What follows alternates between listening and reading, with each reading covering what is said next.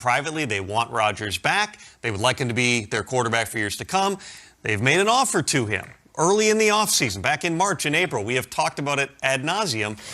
Aaron Rodgers has expressed a lot to the Packers, and the Packers still need to figure out what, if anything, will allow him to come back into the fold. Okay. That's where things have stood. The Packers have told teams when they have called that they're not trading Aaron Rodgers. That also goes back to before the draft, and the Packers have said most of this publicly. At this point, the Packers aren't saying anything else because it does them no good to say anything. And for Aaron Rodgers, he has continued to thread the needle of discussing his situation without actually discussing his situation. And now here we are 6 days before reporting day to training camp, and really, what's the motivation for him not to ride out these last 6 days? It's fair. At GMFB, with your thoughts, I ask you, Nate, training camp is here. You heard Peyton Manning's words about, things are happening right now. You got to get your offenses going, figure out what you're doing. Should they have just traded him this offseason and been done with it 6 days out of camp and vets reporting? It's tough because we know that Aaron Rodgers was unhappy. I mean, just like Tom was saying, it's like, show me you're unhappy without telling me you're unhappy. And he's doing all of that without actually being vocal about it.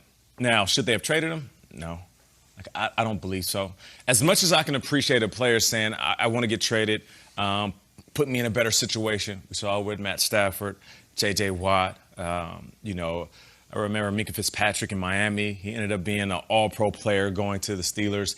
Jamal Adams from the Jets to the Seahawks. Mm-hmm. I support those guys. Even though I kind of changed my tune on it over time, I support those guys.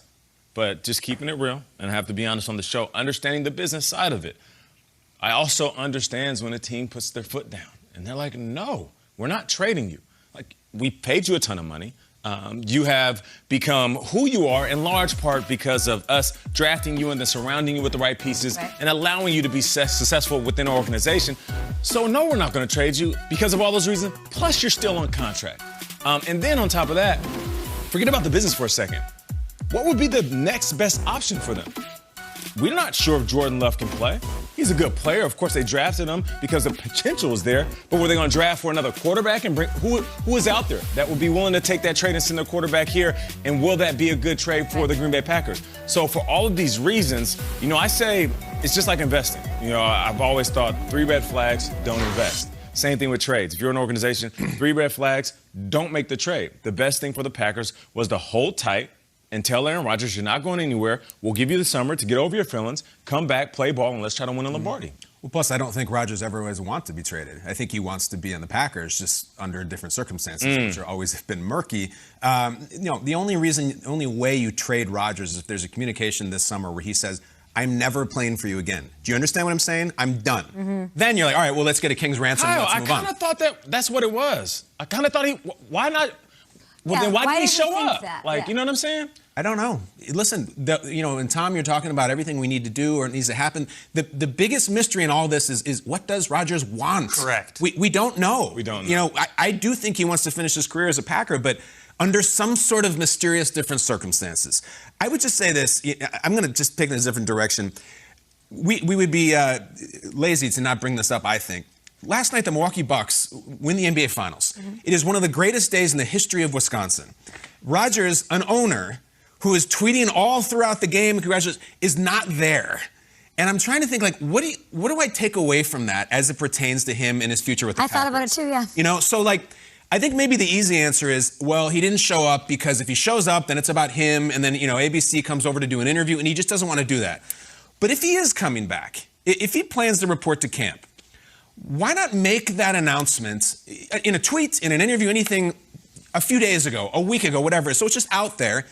And then you go to the game. It was you could feel it in his tweets how badly he wanted to be there. He's an owner. He's not a fan. That's part of his business. And he still doesn't show up. So some of the takes are, well, he can't show up because he knows he's not going up to camp. He can't go to the Bucs game and then not show up for the Packers. I'm really on the fence on it. I think I still 51-49 think he's going to show up to camp. And if he's going to show up, why not just announce it to everyone and then go enjoy yourself at the Bucs game? You should have been there last night. So my brain is in a pretzel again on this. I don't think they should have traded him unless they knew he wasn't coming back, and nobody seems to know that. Is it weird he wasn't at the game? What does that tell you as an insider, as a reporter, Tom? He's stayed away the entire time. He has not been around the Bucs. He couldn't go? At minimum, what Kyle said of don't want to make it about himself is at least the cover and the reasoning that he can use after the fact. Here's the thing with Aaron Rodgers, and I've said this many times. He's a very calculated individual. Everyone who knows him believes he has a plan, but he does not share that plan with everybody else. Okay. And so as the Packers, you've said, we'll do what it takes, like a contract, changes, like more important personnel, like just tell us what it is. And there's still that lack of clarity about what exactly would bring him back. To the question of should they have traded him earlier in the offseason, what problem do you solve by trading away the reigning NFL MVP, who you've gone 26-6 with over the last 2 years since Matt LaFleur got there? You've been to back-to-back NFC Championship games. He's the focal point of your entire program. If you trade him, you create more problems for yourself, not just at quarterback and saying we're turning it over to Jordan Love, who, by the way, has never even taken a preseason snap, but all the guys in that locker room.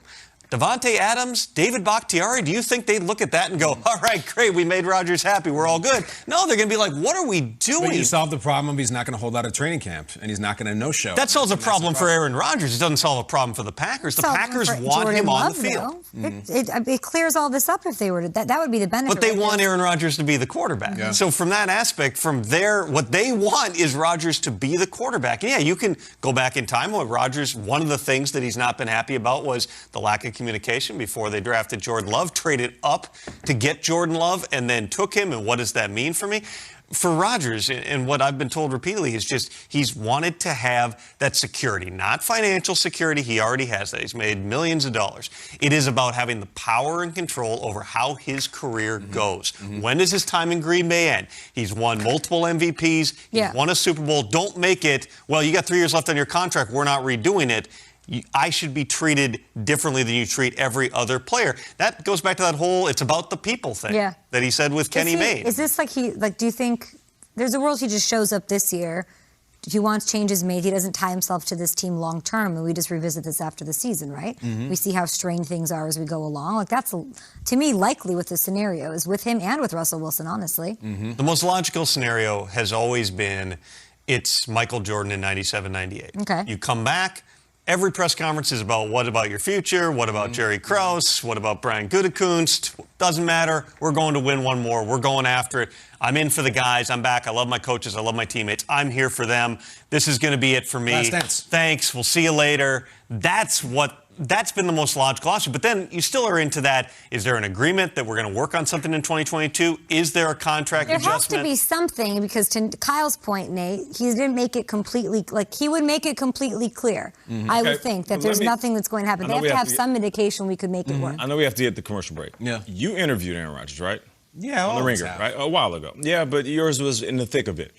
Now, I'm not saying he admitted he might not finish his career as a Packer, but he kind of all but admitted it when he was talking to you. You don't think that's a roundabout way of saying, while in a contract, that, I might get traded somewhere else? Yeah. Well, here's the thing, and I'll make this quick. He said very emphatically, I'm going to end my career with a different team. They'll go with Jordan Love. So However, that's insinuating that was trade before me. he was the MVP of the league, though. Like, that was last summer. A lot has changed since then. Like, he reasserted himself as the best quarterback. He stayed healthy. And he called their bluff. Played well. The Jordan Love thing, if you want to make an argument, maybe he's declining, we're going to take a risk. Yeah. It blew up in their face. It blew up. And he knocked the king over. But so he said it changed. over and over again. This isn't just to you or just to me or just to anybody that he's not going to end up with the Packers his whole career. I think that was just more of a general statement of understanding and being intelligent enough to know that you don't always choose the end of your career. And he sees other quarterbacks.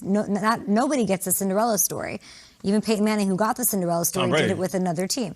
Yeah, but Tom changed teams. Yeah. Tom didn't ride out with his team. Yeah. Totally, but he knows that at some point, whether it's at the end of this year, at the end of whatever, it's likely that he's not in control of his own destiny. I think he's always been very aware of that. I feel like for years, I've heard that from Aaron. You have a nuclear standoff right now. Okay, it's a Cold War. Neither side has fired a weapon at this point. For Rodgers, his biggest weapon is, I'm not showing up. I'm never playing for you again. I'm done. Say it publicly, say it privately, whatever, but I am done.